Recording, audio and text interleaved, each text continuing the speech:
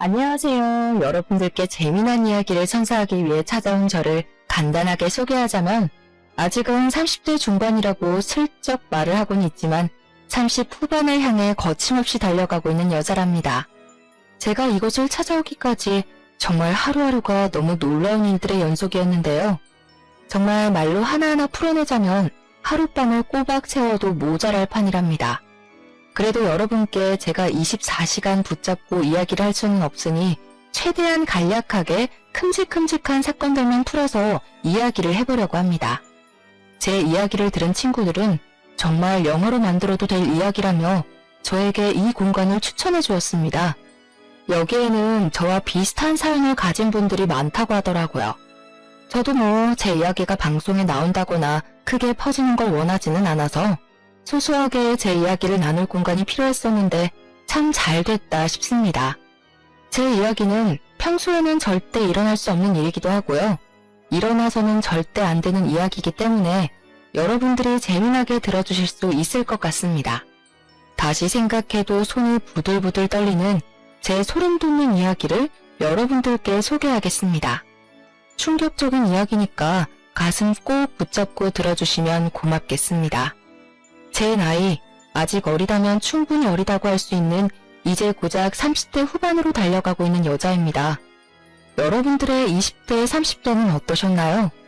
대학 생활을 꿈꾸면서 남자친구도 사귀고 MT도 다녀오고 친구들이랑 술도 마시고 행복한 시간을 보냈어야 할 제 20대, 30대는 처참했습니다. 요즘 시대에도 이런 일이 일어날 수 있다고 하실 법한 일을 제가 겪었고 제가 산 증인입니다.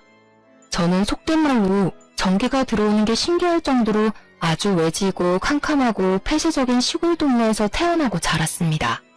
마을 사람들은 몇 가구 되지 않았는데 상당히 고지식하고 옛것을 그대로 지키려고 하는 발전하지 못한 사람들이 옹기종기 모여서 자기들끼리의 터전을 구축하고 살았습니다. 그렇기 때문에 여자가 공부를 한다는 것 자체가 말이 안 되는 곳이었고 어쩔 수 없이 나라에서 시키는 최소한의 교육만 이수할 수 있었습니다. 저는 항상 부모님께 여자는 조심해야 하고 내조를 잘해야 하며 시댁에서 부당한 일을 당해도 참고 버텨야 한다고 가정교육을 받았습니다. 그게 전부 부질없는 짓이고 부당한 일이라는 것을 모를 수밖에 없었습니다. 어린 시절부터 꾸준히 듣고 자랐기 때문에 당연하다고만 생각했기 때문입니다. 저는 당연히 분교 출신이었고 중학교, 고등학교를 가려면 읍내까지 아주 먼 길을 가야 했기 때문에 교육을 포기하고 집에서 시키는 잡일을 하며 살았습니다. 그랬던 저는 21살이라는 어린 나이에 손이 귀하디 귀한 집으로 팔려가듯 시집을 오게 되었습니다. 시집을 오게 된 이유 또한 지금 생각해보면 정말 어이가 없었는데 저희 친정에 제 위로 오빠만 3명이 있고 밑으로 남동생이 하나 있었습니다. 그러니까 남자가 많은 집안의 딸이라 우리 시댁에서도 저에게 아들만 턱턱 낳아주었으면 좋겠다고 요구를 하셨습니다. 한마디로 다른 부부는 전혀 본 것이 없고 오로지 집안에 남자가 많기 때문에 저도 그 기운을 타고났을 거라고 수소문을 해서 저를 중매로 데리고 온 것입니다. 어느 날 갑자기 시집을 가야 한다는 부모님의 말에 황당함을 느낀 것도 잠시. 저는 곧 웨딩드레스를 입고 남들이 술 먹고 여행 가고 공부하고 놀 시간에 시집살이를 시작하게 되었습니다. 정말 우리 시댁도 시댁이지만 남편 또한 엄청난 개차반이었는데 우리 남편은 돈을 쓸 줄만 알았지 벌 줄도 모르고 이 여자 저 여자 건드리지 않는 여자가 없다는 소문을 달고 사는 한마디로 아주 저급한 날라리 같은 놈이었습니다. 시댁 동네에 소문이 퍼다한 놈이었는데 저는 타지에서 시집을 왔으니 아무것도 모르고 있었던 것이었습니다. 제가 시집을 갈 때 시댁에서 친정으로 보내준 돈으로 저희 오빠들하고 남동생이 공부도 하고 기반도 잡고 해야 하지 않겠냐고 저희 부모님은 저를 설득하셨었습니다. 딸로 태어났으면 집안의 커다란 기둥이 될 오빠들을 위해서 희생도 할 줄 알아야 한다고 저를 몇 번이나 도망가지 못하게 붙잡으셨습니다. 어릴 때부터 계속된 주입식 교육으로 인해서 저는 타지에 나와 다른 사람들의 생활을 보기 전까지 제가 해야 마땅한 일이라고 생각을 했습니다. 저보다 10살이나 나이가 많은 남편과 결혼하는 게 죽기보다 싫었지만 그 어린 나이에 저는 시집을 오게 되었습니다. 저는 결혼하고 딱 3개월이 되는 시점에 아주 빠르게 임신을 하게 되었는데 정말 2번 다시는 겪고 싶지 않은 일이 벌어지게 되었습니다. 제가 임신을 했다는 소식이 전해지기 무섭게 남편이 어느 날 술을 마시고 집에 들어와서 괜히 기분이 나쁘다며 저에게 화풀이를 했고 제가 넘어지는 바람에 아이가 유산된 것입니다. 하루아침에 뱃속에 잉태되었던 아이가 사라졌는데 시댁에서는 남편 탓을 하지 않고 제 탓으로 모든 것을 돌리기 시작했습니다. 어미가 되어서는 당연히 유산이 되지 않게 아이를 지켜냈어야지. 그렇게 쉽게 아이를 보내? 내 손자 녀석 어떻게 돌려낼 것이야. 성별이 나오지도 않은 작은 점밖에 되지 않은 아이였지만 시모는 당연히 제가 아들을 낳을 것이라고 생각을 하며 본인 손주를 돌려내라고 윽박을 질렀습니다. 그 뒤로 저는 하루빨리 임신을 해서 시부모님에게 보여드리기 위해 시도를 했지만 첫 번째 유산으로 인해서 자궁에 문제가 생긴 것인지 임신이 잘 되지 않았습니다. 당연히 시댁에서는 저에게 몸 관리 하나 제대로 할 줄 모르는 팔푼이라고 하시며 그때부터 저를 구박대기 취급을 하기 시작했습니다. 각고의 노력 끝에 제 나이 24살이 되었을 때 다시 한번 임신을 하게 되었고 정말 소중하게 10달이라는 긴 시간 동안 아이를 지켜낸 덕분에 저는 출산을 하게 되었습니다. 하지만 시댁에서 바랐던 것처럼 아들을 낳은 게 아니라 저는 딸을 낳고 말았습니다. 딸을 낳고 난 이후에 정말 안타깝게도 저는 자궁에 크게 문제가 생겨서 그 어린 나이에 자궁 적출 수술까지 받아야만 했습니다. 시댁에서는 청청병력 같은 소리에 머리를 싸매고 드러눕기까지 하셨습니다. 당연한 일로 저를 더 구박하고 무시하고 잡아먹고 싶어 안달난 사람처럼 굴었습니다. 하나를 낳았어도 아들을 낳았어야지 아무짝에도 쓸모없는 딸년을 낳았다면서 저에게 반푼이도 이런 반푼이가 없다고 욕을 하셨습니다. 거기까지는 딸아이를 보면서 어떻게든 버텨내보려고 했지만 정말 충격적인 일이 벌어지기 시작했습니다. 저희 딸을 보면서 아들이 아니라 딸이라 쓸모가 없다며 남편까지도 저와 딸을 무시하기 시작하더니 바깥으로 나돌아다니는 게 아니겠습니까? 차라리 집에서 잔소리를 하지 않아 편하다고 생각했는데 아이가 돌이 지났을 무렵 집에 남편이 웬 여자를 데리고 들어오는 것입니다. 저는 순간 불안한 마음에 자리를 피하고 싶었지만 시부모고 남편이고 저를 불러앉혀놓고는 그 여자를 옆에 낀 남편이 자기의 내연녀라고 당당하게 말을 하더라고요. 저에게 들킨 것도 아니고 당당하게 남편이 먼저 자신의 내연녀라고 소개를 하더니 너무 황당해서 아무런 소리도 내지 못하고 부들부들 떨었습니다. 내연녀라는 사람은 저에게 너무나도 태연하게 인사를 했는데 그 순간 머리 끝까지 열이 받아서 그 여자 앞에 있던 뜨거운 커피를 그녀에게 부어버렸습니다. 단 한 번도 시모의 잔소리를 막아준 적이 없었던 남편이 그 여자의 앞을 막아서면서 그 뜨거운 커피를 대신 맞아주더라고요. 당연히 시부모는 저에게 제정신이냐고 소리를 지르고 난리를 쳤지만 저는 그 무엇보다 남편이 그 여자를 감싸주기 위해 커피를 대신 맞아주었다는 게 더 충격적이었습니다. 저를 그렇게 구박하고 때리던 남자가 그년이 커피 맞는 꼴을 못 봐서 대신 맞아주다니 눈물이 앞을 가리는 듯한 느낌을 받았지만 꾹 참았습니다. 사랑 없이 한 결혼이라고 하지만 아이까지 있는데 어떻게 제 앞에서 그런 꼴을 보여줄 수가 있단 말입니까? 하지만 연타로 저에게 충격을 주기로 결심했는지 남편은 내연녀 뱃속에 아이가 있다는 소식까지 저에게 전해주었습니다. 잔인하게도 본인의 아이를 가졌고 아들일 것 같은 느낌이 든다면서 데리고 살아야겠다고 일방적으로 통보를 해왔습니다. 저는 남편과 결혼 생활을 이어나갈 자신이 없었습니다. 여러분들이라면 이런 상황에서 남편과 남편의 내연녀와 함께 살 수 있을 것 같습니까? 하지만 저는 그곳에서 버티지 않으면 안 되는 한마디로 아무것도 할 수 없는 사람이 되어 있었습니다. 친정 또한 시댁에서 받은 돈이 있었기 때문에 저에게 욕심이 그득한 말투로 그 집에서 모진 수모를 버텨내야만 한다고 저에게 위로가 아닌 강요를 해왔습니다. 어차피 그 여자는 내연녀일 뿐이지 않느냐. 본처는 저이기 때문에 무조건 버텨내야지만 그 집안에서 한 몫을 당당하게 챙길 수 있는 거라고 하셨습니다. 나중에 유산을 다 받아 챙기고 나면 내연녀가 울고불고 빌 것이 분명하기 때문에 무슨 일이 있어도 포기하면 안 된다면서 저에게 할 수 있는 건 버티기밖에 없다고 하셨습니다. 저처럼 심신이 미약한 사람에게는 너무나도 어려운 요구였고 저는 정말 몇 번이고 그 집을 탈출하고 싶다는 생각만 맴돌며 하루하루를 힘들게 보내야만 했습니다. 제가 점점 집에서 할 수 있는 일이 줄어들고 말이 사라지고 가족들이 저를 찾게 되지 않고 저와 제 딸은 뻗어놓은 보리자루 같은 취급을 당했습니다. 저의 입지가 좁아들수록 내연녀는 점점 더 당당해졌고 불러오는 배를 내밀면서 보란듯이 저에게 웃음을 흘리고 다녔습니다. 어깨에 힘이 잔뜩 들어가 저를 집안의 가정부로 취급하는 내연녀를 보면서 딸을 끌어안고 얼마나 울었는지 모릅니다. 하늘이 무심하다는 말이 이런 데 쓰는 말인 건지 내연녀는 꼬박 10달이라는 시간 동안 아이를 품은 뒤 건강한 아들을 출산하였습니다. 시댁에서는 아들을 떡하니 낳은 내연녀에게 세상에서 제일 가는 복덩이라며 건물도 하나 넘겨주고 아들을 태우고 다니라며 비싼 외제차도 하나 뽑아주었습니다.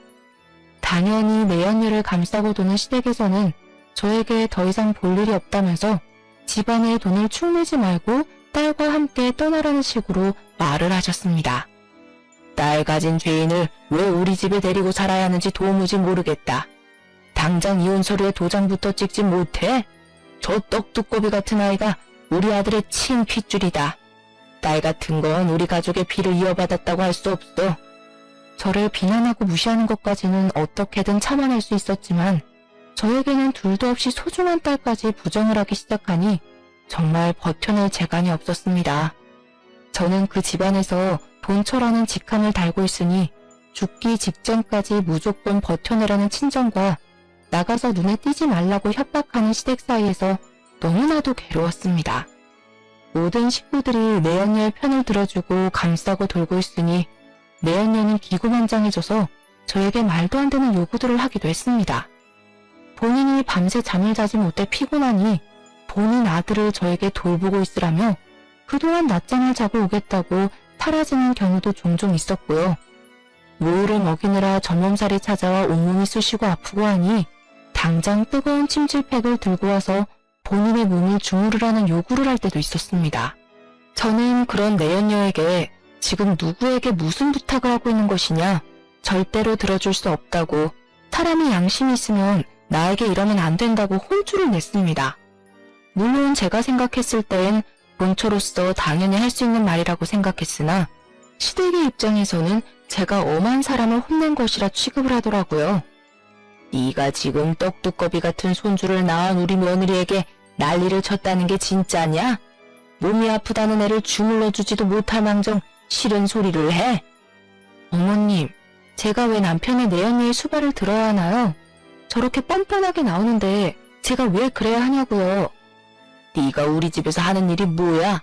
맨 밥이나 축 내고 네 딸도 꼴도 보기 싫어 죽겠는데 억울하면 아들을 떡하니 낳았어야지.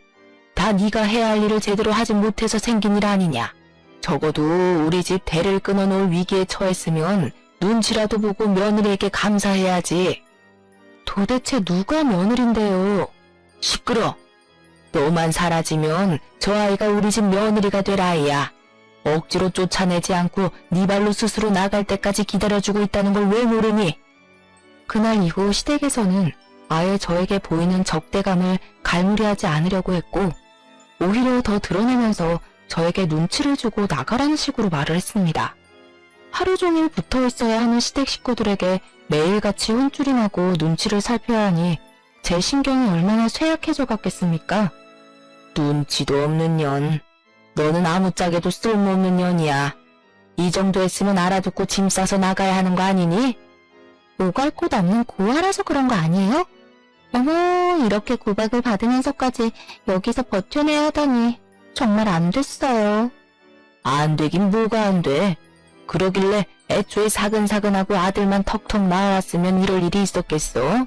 일부러 아들만 가득한 집 처녀를 데리고 왔더니 너도 그렇고 너네 친정집도 그렇고 네가 낳은 그 하찮은 딸려내게까지 들어가는 돈이 아까우니 당장 이혼을 하고 나갔으면 좋겠구나. 저는 솔직히 시부모의 잔소리를 가장한 비난과 내연녀의 당당함, 남편의 무관심한 태도까지 한 귀로 듣고 한 귀로 흘려버리며 버틸 수 있긴 했습니다. 제가 이 상태로 친정으로 돌아가 봐야 친정에서도 똑같은 취급을 당할 게 뻔했고 그럴 바에는 차라리 돈이 있는 시댁에서 버티는 게 낫다고 생각은 했으니까요.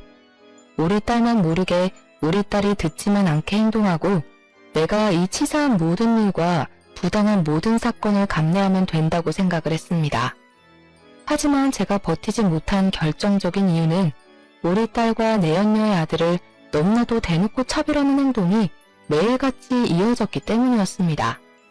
저한테 못되게 구는 건 머리로 이해하려 애를 썼는데 아무 죄가 없는 우리 딸에게 난리를 치니 정신이 빠져나가더라고요. 우리 아기가 얼마나 억울한 인생을 살아갈지 눈물이 앞을 가려 결국에는 제 입으로 시댁 식구들에게 이야기를 하게 되었습니다. 이혼 그렇게 원하시면 제가 해드릴 테니 위자료를 주셨으면 좋겠습니다. 결국 돈 아주 거지 같은 집안에서 자란 년 아니랄까봐 돈부터 이야기하는구나. 좋다. 우리가 위자료로 5천만 원 쥐어주마. 이 정도면 네가 해온 짓에 비해 아주 후하게 쳐주는 것 같으니 잘된 것 아니니? 5천만 원이라뇨. 적어도 저와 제 딸이 살 수 있는 집을 구할 돈은 마련을 해주셔야죠. 내연녀에게는 아들 낳았다고 오피스텔도 하나 주셨잖아요. 아주 욕심이 그득그득하구나. 너 처음 시집올 때 우리가 너네 집에 얼마를 주고 데려온 줄 아니? 무려 2억이다 2억. 2억이나 주고 사왔는데 네가 우리 집 와서 한 일이 뭐가 있어? 가정부보다 못한 주제에. 친정에 가서 그 돈 달라고 해. 그러면서 저에게 당장 친정으로 돌아가서 친정에 발붙이고 살라고 하더라고요. 저는 졸지에 짐도 제대로 챙기지 못하고 친정으로 가게 되었습니다. 하지만 제가 이혼을 했다고 친정에 이야기를 하자 친정에서도 돈이 되지 않는 계집이라며 저를 무시하고 모른 척을 하는 것이 아니겠습니까? 본인들 먹고 살 돈조차 없다면서 저와 제 딸을 책임져 줄 수 없다고 나가서 알아서 벌어먹고 살아보라며 문을 걸어 잠그고 열어주지 않았습니다. 아예 저의 연락조차 받아주지 않고 문도 열어주지 않았기 때문에 저는 결국 딸을 데리고 지하 단칸방을 얻어서 살기 시작했습니다. 하지만 제가 정말 쫓겨나오듯이 도망쳐 나왔기 때문에 짐을 시댁에서 다 빼오지를 못해서 짐을 챙기러 가야겠다는 마음에 단칸방 생활을 한 지 2달쯤 지나서 시댁을 찾았습니다. 거기다가 남편이랑 마주치게 되면 우리 아이도 당신의 아이이니 양육비를 지급해달라는 이야기를 꼭 하고 싶어서 당당하게 찾아갔습니다. 그때 제 나이가 벌써 시집 온 지 7년이라는 시간이 흘러 28살이 되었을 텐데 저도 어디서 주워들은 건 있지 않겠습니까? 아이의 아버지가 남편으로 되어 있다는 것은 변함없는 사실이기에 남편이 아이의 양육비를 지급해야 하는 것 또한 불변의 진리였습니다. 아무튼 시댁에 찾아갔는데 집이 초상집 분위기나 다름없는 것이 아니겠습니까? 이게 다 무슨 일인가 싶어서 두리번거렸습니다. 저와 오랜 시간 함께했던 일하시는 아주머니께서 저를 발견하시고는 놀라서 여기는 무슨 일로 왔냐고 물어보시더라고요. 저는 짐을 가지러 왔고 남편을 잠깐 만나고 싶다고 이야기를 했더니 일하시는 분이 글쎄 우리 시부모가 갑자기 죽어버렸다고 말을 해주는 것이 아니겠습니까? 갑자기 죽었다고요? 왜요? 자세한 건 글쎄 저도 잘 모르겠는데 두 분이 볼일을 보러 차를 타고 나가셨는데 차량 브레이크가 고장이 났대요. 그렇게 사람 못되게 굴고 욕심 잔뜩 부리시더니 너무 허망하게 가셨지 뭐예요. 저는 솔직히 시부모가 한날 한시에 죽었다는 것이 충격으로 다가오기보다는 통쾌하다는 생각이 먼저 들었습니다. 조강지처인 저를 그렇게 모질게 내치더니 아주 벌받았구나 싶었습니다. 저는 시댁에서 제 짐을 빼오려고 했지만 일하시는 아주머니께서 저에게 말씀하시기를 남편이 제가 찾아오거나 물건을 가져가라고 하면 절대로 주지 말라고 했다는 겁니다. 자기도 고용이 된 입장이라서 무시할 수가 없다고 이만 돌아가 달라고 말을 하는데 아주머니 입장도 있으니까 제가 물러서게 되더라고요. 결국 남편이 있을 때 다시 오겠다고 생각을 하며 시댁에서 나와 멀어지는데 시부모가 죽었다고 한 그 말이 자꾸 귀에 맴도는 게 아니겠습니까? 정말 욕심이 그득한 인간들이라 벽에 똥칠을 할 때까지 살 것이 분명하다고 생각을 했는데 허망하게 죽어버렸다고 하니 자꾸 그 꼴이 궁금하더라고요. 그렇게 부모 품에 쌓여 살던 남편이 어떤 모습으로 초상을 치르고 있을지 내연녀는 정말 시부모의 사랑을 잔뜩 받아 얼마나 더 기고만장해졌는지 그 잠깐 사이에 그 둘의 사이가 돈독해졌는지 궁금해서 저는 장례식장을 찾아가기로 결심했습니다. 장례식장에 정말 남편이랑 내연녀 아들이 셋이서 상복을 입고 시부모님 영정사진 앞에 떡하니 있더라고요. 저는 당당하게 조문을 했습니다. 내연녀 아들은 돌쟁이 아기였는데도 그 자리에 같이 있는 걸 보니 당당하게 아들을 낳았다는 걸 친척들에게 과시하고 싶어하는 것 같았습니다. 저도 보란듯이 조문을 하자 내연녀가 저를 표독스럽게 째려보면서 제 팔을 딱 잡는 게 아니겠습니까? 저는 그 팔을 뿌리치고 일부러 시부모 영정사진 앞에 국화꽃을 두었습니다. 여기가 어디라고 찾아와요? 본처를 밀어내고 앉은 후처가 아주 말이 많네. 제가 일부러 사람들 들으라는 듯이 딱딱하게 큰 소리로 이야기를 하니 내연녀가 흠칫하면서 주위 사람들의 시선을 의식하고 이를 악물더라고요. 영정사진에 환하게 웃고 있는 시부모를 보니 저는 마음 한구석에서 올라오는 토기와 비웃음이 한꺼번에 올라왔습니다. 그러다 결국 피식하고 웃음을 흘렸죠. 내연녀가 조용히 다가와서 미친 거 아니냐고 분란 일으키지 말고 꺼지라고 하는데 그년 얼굴에 침이라도 뱉어주고 싶었습니다. 내연녀는 남편을 쳐다보면서 저를 쫓아내달라는 식으로 손짓을 했는데 남편이 아무 소리도 하지 않고 저를 이상한 얼굴로 바라보는 게 아니겠습니까?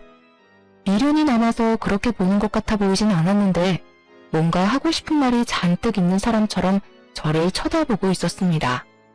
저도 남편의 얼굴을 바라보는데 그 순간 이상한 낌새를 눈치챈 건지 내연녀가 저에게 와서 조문을 했으면 이제 그만 가보라고 밀어내더라고요. 아무래도 사람들의 시선이 집중이 되고 흥미진진한 눈들로 귀를 쫑긋하고 있으니 본인이 쪽팔린 줄은 알았나 봅니다. 자꾸 등을 떠밀면서 본인들 행복하게 잘 살고 있으니까 뒤흔들 생각하지 말고 동정심 얻을 생각하지 말라고 외치는데 더러워서 장례식장을 나왔습니다. 저는 남편의 마지막 표정이 자꾸 마음에 걸려서 남편과 대화를 해봐야겠다고 생각을 하긴 했지만 쉽지 않더라고요. 내연녀가 아무래도 남편의 바람길을 불안해하는 건지 철벽을 치면서 저와 연락이 닿지 않도록 갖은 수를 다 쓰고 있었기 때문에 남편과 연락을 할 방법을 찾지 못했습니다. 저는 결국 그 복잡 미묘한 표정을 뒤로하고 남편과 시댁 쪽에는 모든 관심과 연락을 끊고 홀로 서기를 시작했습니다. 그렇게 7년이라는 세월이 흐르는 동안 정말 아이를 키워내기 위해 저는 안 해본 일이 없을 정도로 많은 고생을 했습니다. 그 어떤 가족도 저에게 도움을 주지 않았고 연락조차 되지 않았기 때문에 저는 여러 해를 돌아다니며 했고 결국에는 식당 일에 정착해서 아이를 키워내고 있었습니다. 식당 사장님 부부가 너무나도 좋으신 분들이라 저의 모든 사정을 듣고 눈물을 지으며 저를 배려해 주셨고 덕분에 편하게 일을 할 수 있게 되었습니다. 일에 적응도 완벽하게 하고 식당 사장님 부부의 일을 도와 열심히 일을 하고 있던 어느 날 휴대폰으로 모르는 번호 문자 하나가 도착했더라고요.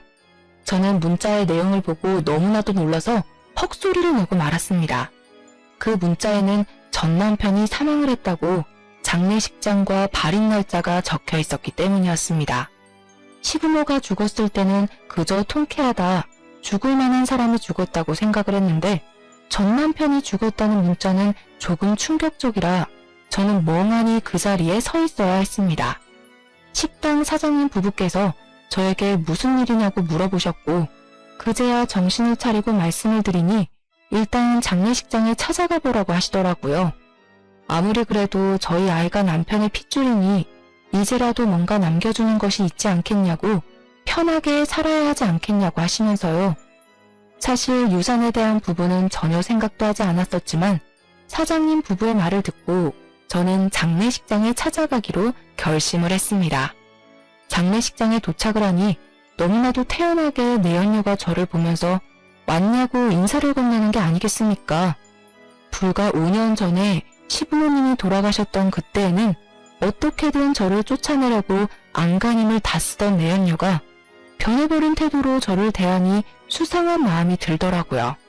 마지막 가는 길이니 저에게 전 남편에게 인사나 제대로 한번 올리라고 자리까지 비켜주는데 어느 누가 의심하지 않을 수 있겠습니까?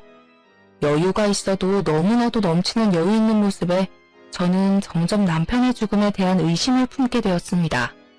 저랑 남편이랑 이혼해야 한 이후에 연락조차 못하게 할 만큼 남편에게 집착적으로 굴었던 여자가 눈물도 한 방울 흘리지 않고 태연하게 자리를 지키니 전 남편에 대한 정이나 사랑이 남아있지 않더라도 정말 그 어떤 누구라도 저와 같은 마음이 들었을 것이라고 생각합니다.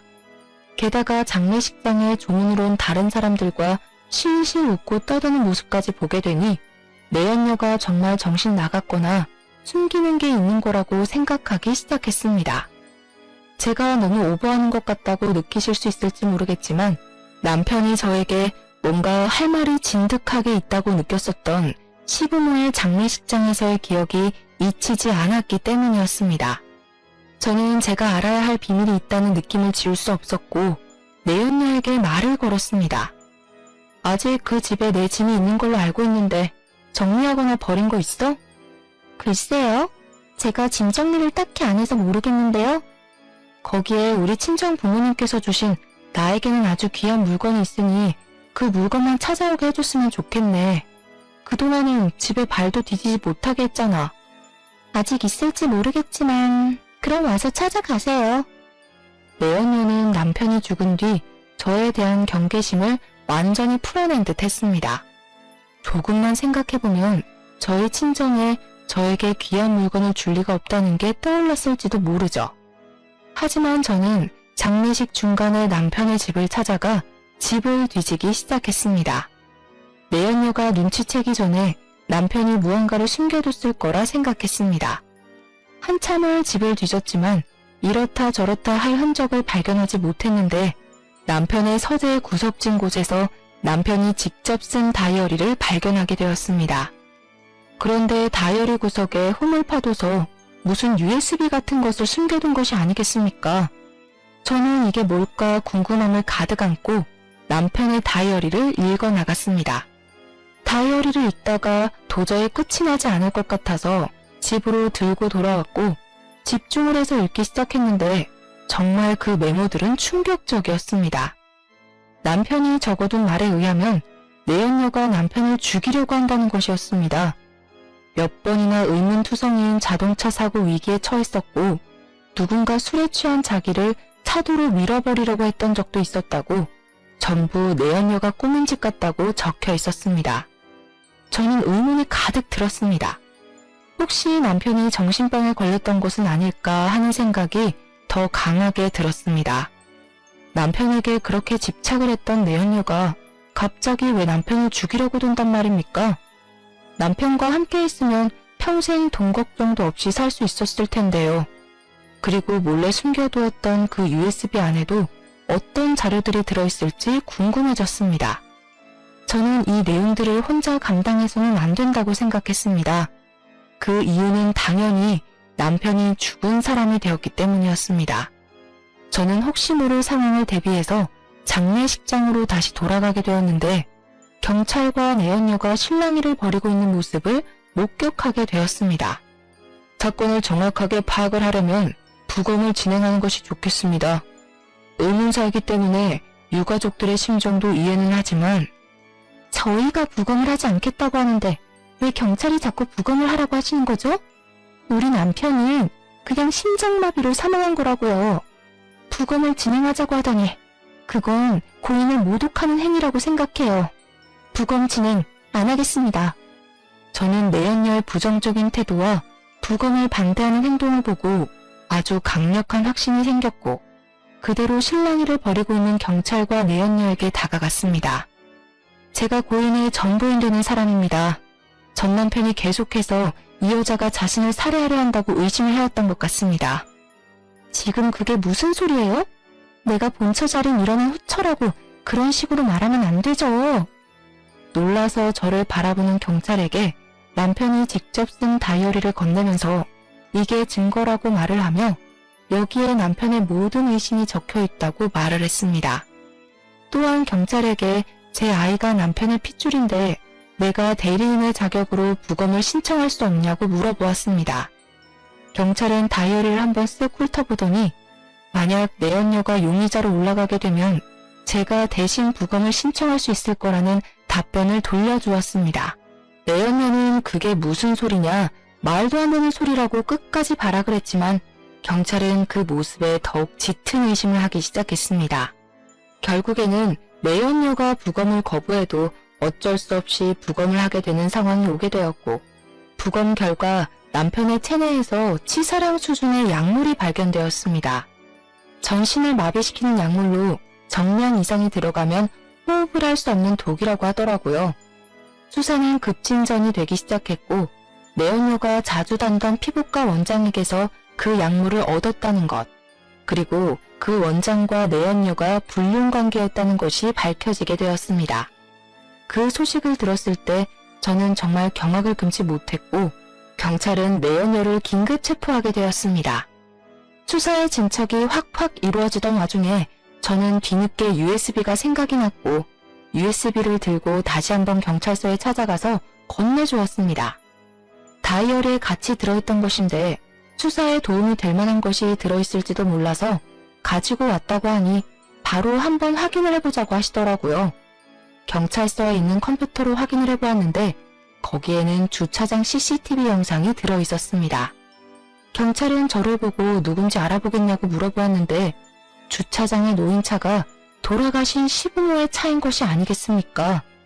그 앞선 영상에서는 내연녀가 어떤 남자랑 함께 차 밑에 들어가서 무언가를 조작하는 것 같은 영상이 나오고 있었습니다. 남편의 부모, 그러니까 시부모가 차량 브레이크 고장 사고로 죽었어요. 경찰은 그 사건 또한 내연녀가 범인이라는 것을 확신하게 되었고 내연녀를 바로 추궁하기 시작했습니다.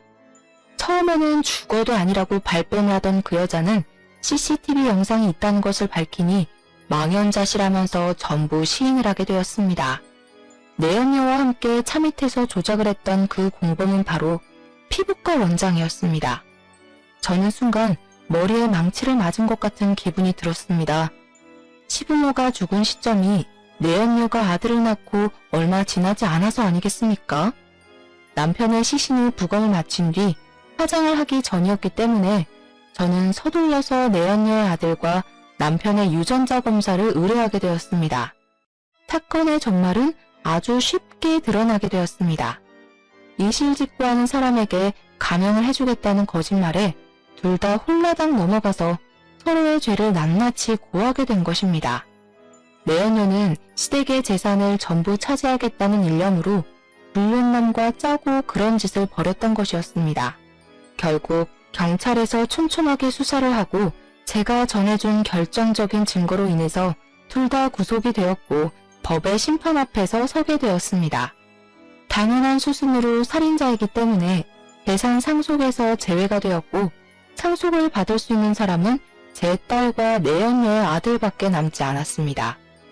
일주일이라는 시간이 흐르고 저는 친자 확인에 대한 결과를 받을 수 있게 되었는데 충격적이게도 내연녀의 아들은 남편의 친자식이 아니라는 결과가 나왔습니다. 저는 정말 소름이 전신에 가득 돋았고 유치장에 갇혀있는 내연녀를 찾아가게 되었습니다. 얼굴이 허옇게 질린 채로 힘없이 제 앞에 앉은 내연녀에게 저는 정색을 하며 이야기를 했습니다. 너 정말 소름 돋는 년이다. 그 돈이 욕심나서 시부모의 남편까지 죽여? 애초에 접근했을 때부터 그 피부과 원장이란 놈이랑 만나던 사이였던 거 다 알아. 그러자 내연녀가 아주 못 들을 소리를 들었다는 듯이 과하게 깔깔 웃으면서 저에게 말을 하더라고요. 증거 있어? 이럼 어차피 우리 아들이 전부 상속받을 건데 너한테 콩고물이 떨어질 것 같아? 그동안 저에게 보여주었던 가시적인 모습을 모두 갈아치우고 본성만 남은 채로 표독스럽게 째려보면서 말을 하는데 오금이 다 저려왔습니다.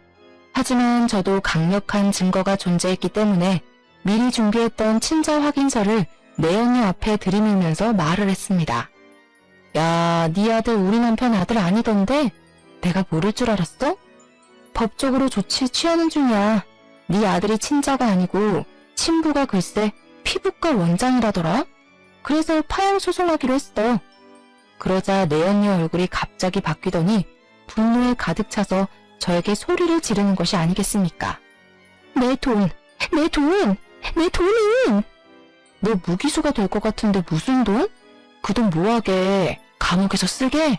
그 말이 끝나기 무섭게 내연녀가 벌벌 떨면서 갑자기 제 앞에 무릎을 꿇고는 형님 한 번만 봐주세요. 제발 불쌍히 생각해서 한 번만 용서해주세요. 하고 울면서 비는 게 아니겠습니까? 제가 그동안 다 잘못했어요. 제발요. 저에게 유능한 변호사 하나만 붙여주세요. 제가 재산은 절대 탐내지 않을게요. 다른 건 몰라도 저희 아들이 먹고 살 수 있을 만큼만 떼서주시면 안 될까요? 제발 간곡히 부탁드릴게요. 죽으라면 죽을게요. 내가 왜 그래야 하는데? 너 때문에 당한 수모가 한두 개가 아닌데 내가 왜 너 같은 버러지한테 그런 자비를 베풀어야 해? 솔직히 시부모 죽은 거? 남편 죽은 거? 땡통이야. 나는 그들이 일궈둔 재산 내 딸이랑 펑펑 쓰면서 행복하게 살 거야. 제가 그 말을 끝으로 뒤돌아 나오려고 하는데 가림막 판으로 악을 쓰면서 저에게 달려들 듯 발악을 하니 교도관들이 줄에 묶인 내연녀를 끌고 가더라고요. 마지막 꼬락서니까지 저리 초라하고 볼품없는 모습이라니 정말 뼛속까지 시원해지는 느낌이었습니다. 재판이 시작되고 1심에서 사형이라는 결과가 나오게 되었고 공범인 피부과 원장도 죄질이 나쁘다는 이유로 무기징역이 나왔습니다. 하지만 2심 재판에서는 피부과 원장과 내연녀 둘 다 무기징역으로 확정이 나게 되었습니다. 한국에서는 사회적인 이슈가 크게 되지 않는 이상 사형수가 잘 나오지 않기에 어느 정도 감내는 했지만 사형수가 아니라는 것이 못내 서운하기까지 했습니다. 죽은 시댁의 모든 재산은 우리 딸에게로 상속이 되게 되었고 변호사를 통해서 세금을 내고 수입료를 정리했음에도 통장에 어마어마한 돈이 꽂히게 되었습니다. 통장에 찍힌 금액을 하나하나 세어보는데 정말 꿈만 같더라고요. 평생 살면서 이만큼의 돈을 벌어볼 수 있을까 싶을 정도로 어마어마한 돈이 떨어지게 되니 현실감이 느껴지지 않았습니다. 왜 로또에 당첨된 사람들이 억소리조차 내지 못한다고 하는지 10분 이해가 가더라고요. 주변을 정리하고 나니 1년이라는 시간이 뚝딱 흘렀는데 어느 날 갑자기 내연녀가 구구절절한 편지를 저에게 보냈더라고요. 자기를 용서해줄 생각은 없냐? 감옥 생활이 너무 힘들다고 차라리 죽고 싶은데 감시가 심해서 죽을 수도 없다고 말입니다. 저는 당연히 그 편지를 다 읽고 박박 찢어버렸습니다. 제가 왜 그런 정신나간 놈들을 너그러운 마음으로 용서를 해줘야 한단 말입니까? 세월이 빠르게 흐른다지만 다시 오롯이 저에게 집중할 수 있는 시간이 되니 제 나이가 고작 36살밖에 먹지 않았더라고요. 아직 제 나이가 너무 창창하지 않겠습니까? 이 돈으로 평생 우리 딸과 놀고 먹어야겠다 다짐을 했는데 저희 친정에서 이 모든 소식을 듣고 저를 찾아온 것입니다. 정말 돈 냄새를 어찌 그리 기가 막히게 맡는 건지 분명히 저를 모질게 쫓아냈던 사람들이 이제 와서 저에게 빌붙으려고 하니 제가 받아주고 싶겠습니까? 우리 딸과 제가 힘들게 살아왔던 10년이 가까운 그 시간 동안 아무런 힘도 편도 들어주지 않았던 사람들에게 제가 왜 자비를 베풀어야 할까요? 나 사업하게 돈을 좀 빌려줬으면 좋겠는데 이야기 들어보니까 평생 펑펑 써도 남을 만큼의 돈이 들어왔다며? 나도 우리 딸 덕에 돈 좀 써가면서 호강해보자. 이런 게 효도니? 효도가 별거냐? 응? 내가 그 힘든 시기를 견딜 때마다 모질게 몰아내놓고 이제 와서 나에게 돈 빌려달라 효도해라 하는 거 수치스럽지도 않아? 내가 한 번만 도와달라고 우리 딸이랑 나랑 오갈 데가 없다고 했을 때 대문 빗장까지 걸어 잠근 사람들이 누구야? 바로 당신들이야. 그 외진 시골까지 쫓아가서 살려달라고 빌었을 때 나를 밀어낸 게 당신들이면서 이제 와서 뭐가 어쩌고 어째? 그날 이후에 나는 당신들과의 모든 인연을 정리하기로 마음먹었고 그 마음 지금도 변치 않아. 당장 내 집에서 꺼져. 인연이? 키워준 값도 모르고 배은망덕하게? 나 혼자 컸지. 언제 나를 키워줬어? 나를 그 지옥 같은 시댁에 팔았을 때 받은 돈이면 노후 생활 충분하지 않아? 그 시골에서 풀떼기나 키우면서 평생 자급자족하고 살아. 밑 빠진 독에 물 붓는다고 평생 오빠들 뒤치다거리나 하면서 살라고. 하지만 그들의 집착은 끝이 없었고 저는 결국 친정 식구들과 자꾸만 저에게 편지를 보내오는 내연녀를 피해 딸과 함께 이민을 가기로 결정했습니다. 딸의 교육을 위해서라도 나쁘지 않은 결정이라고 생각을 했고 지금은 미국으로 건너오게 된 지 2년이라는 시간이 지났습니다. 영어가 어렵기도 하고 사람을 만나는 게 서툴긴 하지만 그래도 어떻게든 손짓 발짓 해가면서 좋은 이웃들과 어울려 행복한 시간을 보내고 있습니다. 우리 딸이 아직 어려서 그런 건지 습득이 남들보다 빠른 건지 영어를 곧잘해서 먹고 사는 것에 대한 문제가 없어 보여 얼마나 다행인지 모르겠습니다. 딸과 행복한 시간을 보낼 때마다 가슴 깊이 묻어둔 내연녀의 아들 근황이 궁금하기는 하더라고요. 그 아이는 아무런 잘못도 없으니까요. 한국으로 수소문을 해보니 부모가 없어 보육시설에 들어가게 된 것 같았습니다. 부모를 잘못 만난 탓에 고생을 하고 있는 게 참 안쓰럽기도 했고요. 그래서 저는 티나게 도움을 주고 싶진 않지만 모른 척 할 수만은 없어서 그 보육시설에 1년에 한 번 크게 기부를 하고 있습니다. 비단 전 남편의 아들을 위해서뿐만이 아니라 다른 아이들을 위해서라도 이런 기부는 꼭 필요하다고 생각을 했기 때문이었습니다. 저는 우리 딸이랑 방학에는 다른 주로 여행을 가기도 하고 취미로 골프도 치고 평생 해보지 못했던 저 자신을 꾸미며 살고 있습니다. 이제 막 40살이 다가오고 있긴 하지만 100세 시대인 만큼 제가 아직 창창하다는 생각을 버릴 수가 없더라고요. 비록 너무 많은 일을 겪고 난 이후라 제 마음이 폭삭 사가버리긴 했지만 지나간 청춘은 지금부터 다시 쌓으면 된다고 생각합니다. 우리 딸의 말처럼 연애도 하고 새로운 사람들과 어울려 지내면서 앞으로도 딸과 함께 행복한 시간을 보낼 예정입니다.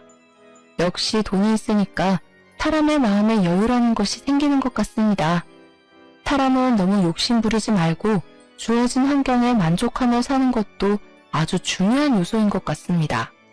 욕심을 부리다가 무기징역으로 평생을 감옥에서 살게 된 내연녀에게 이 사연을 듣진 못하겠지만 평생 속죄하면서 살길 바란다는 메시지를 주고 싶네요. 마지막까지 제 이야기를 들어주신 여러분께도 행복과 행운이 가득한 앞으로의 인생이 기다리고 있다는 것을 알려드리며 글을 마치겠습니다. 정말로 감사합니다.